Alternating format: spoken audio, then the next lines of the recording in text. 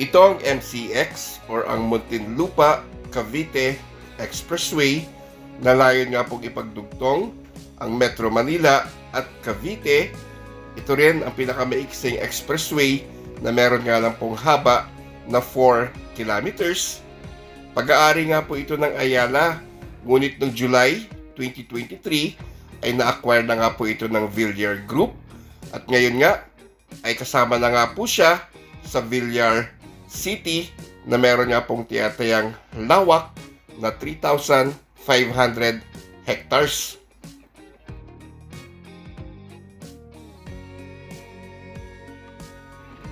So hali nga po kayo, samahan ninyo ako para nga dito sa ating paglalakbay sa napakalawak na Villar City at ibabahagi ko nga po sa inyo kung ano-ano nga po ba ang mga plano na gagawin dito sa hinaharap.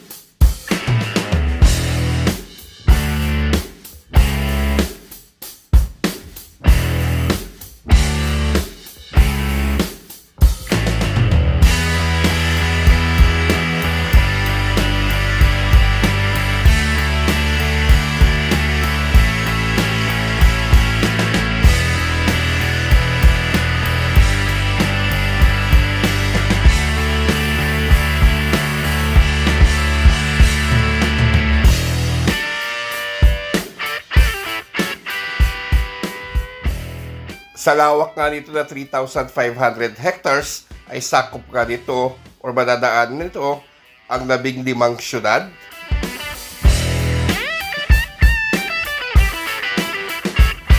At dito nga sa Bacoor at sa Dasmariñas kung saan matatagpuan ang sentro ng Villar City ay meron nga na po itong tiyatayang lawak na at least 2,000 to 2,500 hectares. At ang nalalabing 1,000 hektarya pa ay doon naman nakatayo ang mga pocket township developments nitong Villar City sa mga karatig lugar.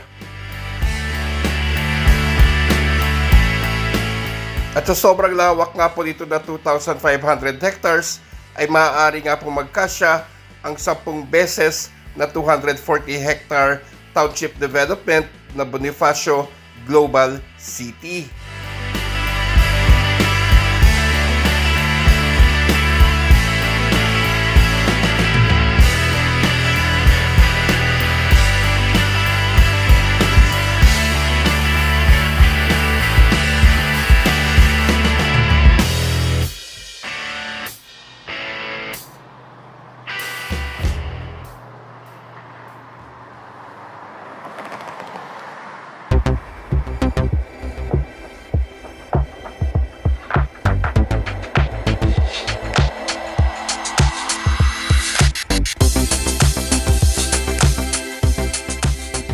Ang PAVI or ang Prime Asset Ventures Inc. na pagmamayari ng mga Villar ay nagbigay nga ng proposal na sila na ang magki-take over ng LRT Cavite Extension Project at magdadagdag pa nga sila ng hanggang 7 pang stasyon bukod nga po sa 5 na kasalukuyan ginagawa pa nga po hanggang ngayon.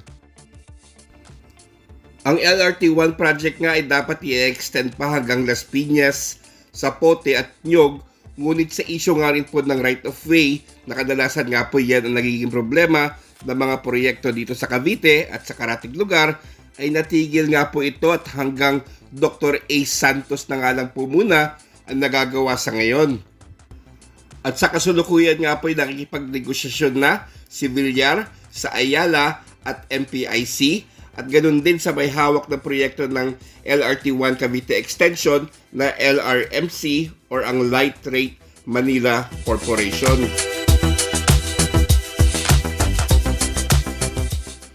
At ayon pa nga po sa kanilang proposal ay from Sucat Station ay idugtong nga po ang LRT hanggang sa Molino Boulevard.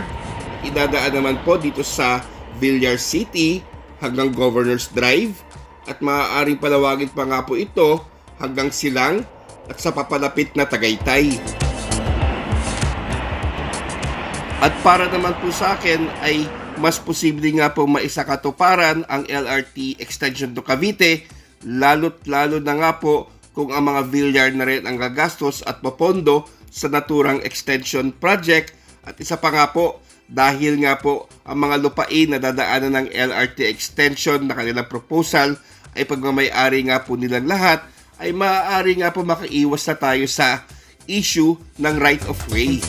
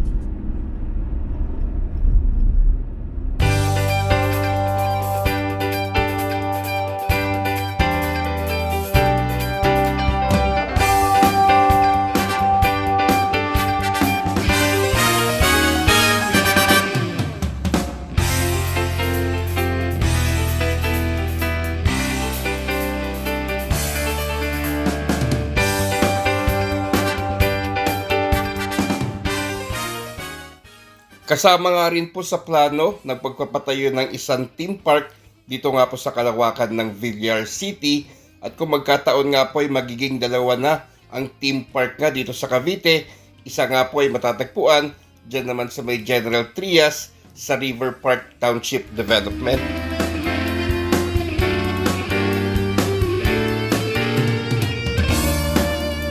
At isang unbranded theme park nga ang itatayo ng mga Villar na aakma sa kanilang mga disenyo, at partly nga po nito ay magiging indoor at outdoor para nga po sa angkop na panahon dito sa atin sa Pilipinas.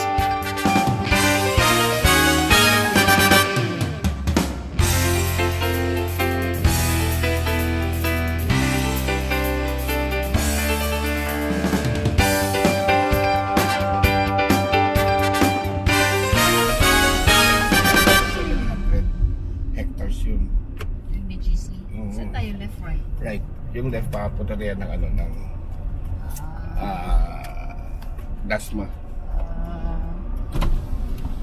Tama ba ako, boss? Daang Hari, no?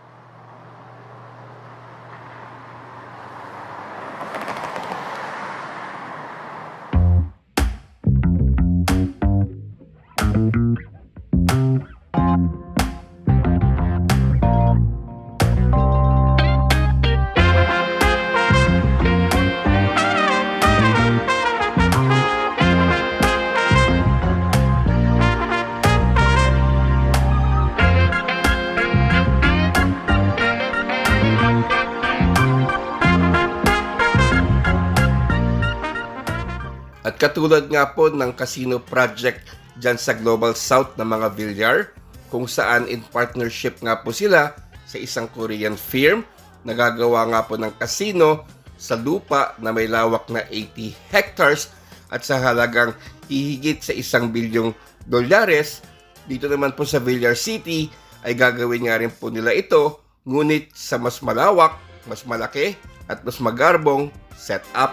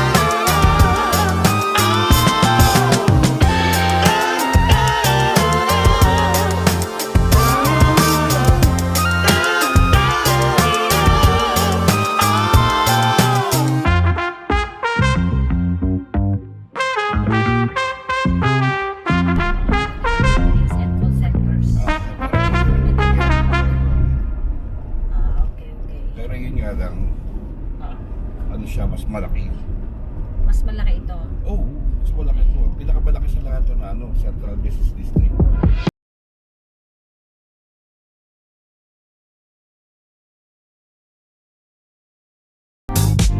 Ibabahagi nga rin po ng Villar bilang donasyon ang isang parte nga po ng lupa sa Villar City para pagtayuan nga po ng University of the Philippines.